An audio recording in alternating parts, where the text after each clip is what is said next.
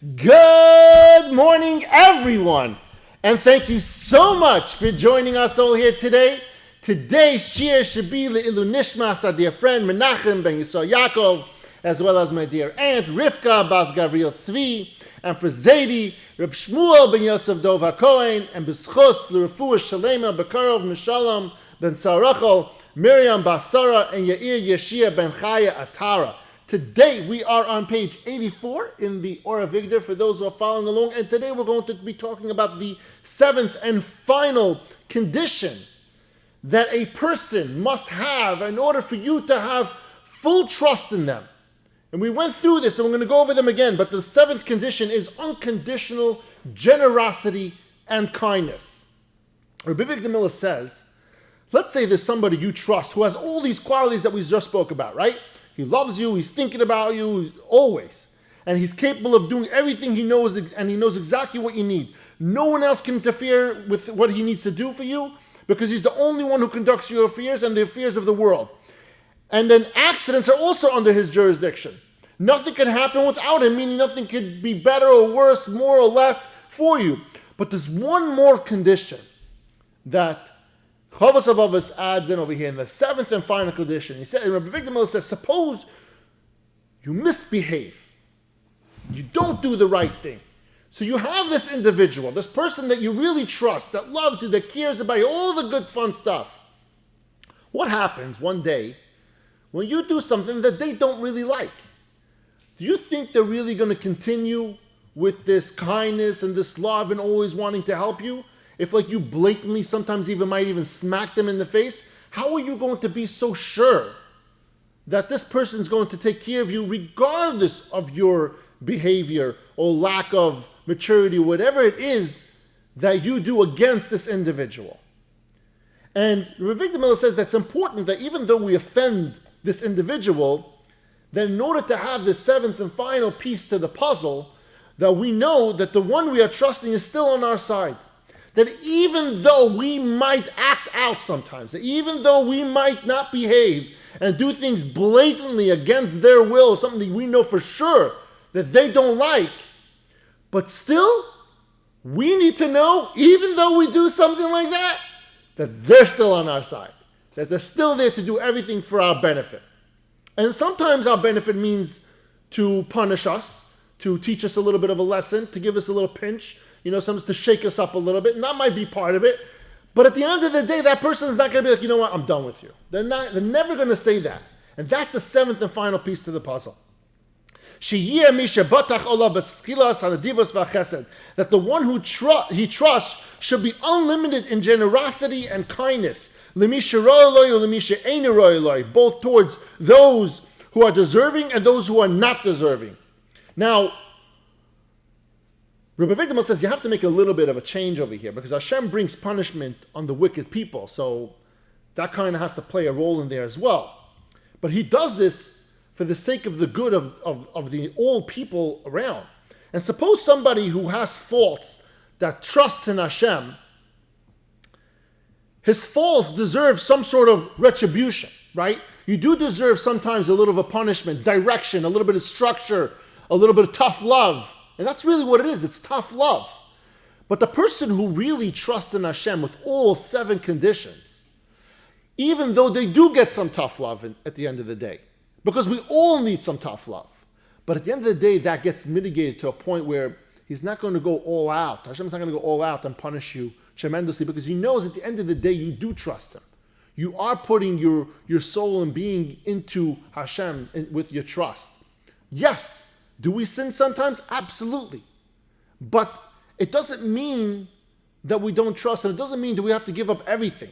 It does mean, though, that we could do teshuvah, that we could do all those different things, and while we still have that trust, that does help us. And that the seventh condition for trust states that the one in whom we trust is so gracious that even though we are not deserving, that he's going to have a certain degree of compassion on us just because we trust him. And of course, Hashem will have no compassion on the truly wicked people, such as atheists, he says, who don't believe in Hashem, and all those wicked people who commit serious crimes against mankind. But for them, there will be no compassion. But there will be retribution against these people as well. And the reason for this is as follows. Because a person, when he does come to Olam Haba, he goes through his life, he does his thing, he trusts in Hashem, and he comes up to Olam Haba. The Rav Av takes over here, for instance, the Holocaust, Second World War. You have 6 million Yidden that died, and obviously between those 6 million Yidden, there were plenty of them that were tzaddikim that passed away and they perished in the Holocaust. But when these tzaddikim came up to Shemayim, Hashem needed to show them that there is a retribution. There is something that's going to show them that we do punish the ones who are wicked, the ones who are evil, the Nazis, who did do all these hatred, these crimes, these heinous crimes.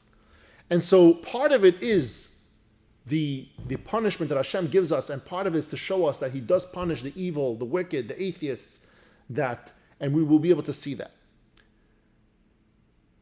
The seventh condition for this person that established that his generosity should be constant and his kindness should continue. It should never cut it short or interrupted. And sometimes a person may be generous up to a certain point, and that's the final step over here. When you trust in someone else, and this is the point we have to drive home, even though they have all the first 6 qualities, but at some point, a person will grow tired of your antics. A person will grow tired of always needing to back you up, always needing to be there for you, constantly saying, okay, let me deal with it, I'll take care of it.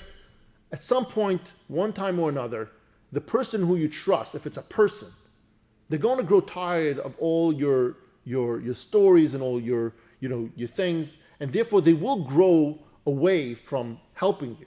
And then you'll be left with nothing. So what are you left with? So therefore, it summarizes that the only one who really truly has these 7 conditions is only Hashem. And tomorrow, with Mitzvah Hashem, we're going to get into the idea of, we're going to review all these 7 ones, but show you how Hashem plays the role in that, and only Hashem is the one that can play that role.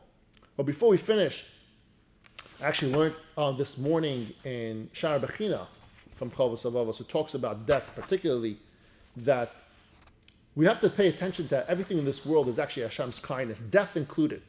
And sometimes things are hidden from us and we don't realize how they actually are a kindness. But today we touched on a point in Shaar HaBitachon that death, even though it might seem like something that we don't want, don't like, but underneath it, there really is a good meaning to it. He says, for instance, if there were Rishaim on this world and there was no death, then these Rishaim, they would stay around forever. In addition, it talks about that a person that is evil, or maybe someone who's just not as evil, but really is doing sins by being taken away from this world, he's prohibited from adding more to his list of sins when he comes up to Olam Haba. And furthermore, he talks about that if we don't make room for new generations, for new greatness, then it's very difficult to find a place for greatness. That we know in the last couple of hundred years, the tzaddikim, the Talmidei Chachamim, the Gedolei Hadar, but if Moshe Rabbeinu, Aaron HaKohen, all these big tzaddikim, they were still around, it'd be very difficult for those to shine in their own glory.